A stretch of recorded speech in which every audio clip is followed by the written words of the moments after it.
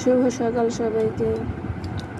আজকে আমি সকালে আমি যেগুলি খাই সেটা শেয়ার করছি। আমি প্রথম সকালবেলা চিয়া সিড সকালে উঠে ভিজে রাখছিলাম। এখন বাজে 10:30। আমি সকালে যখন উঠেছিলাম 7টার দিকে তখন ভিজে রাখছিলাম। এখন এখানে একটু মধু দিব, সামান্য 1 চামচ পরিমাণ মধু, আর একটু লেবু। এটা হলো অয়ন। অয়ন কেমন আছো? ভালো আছো?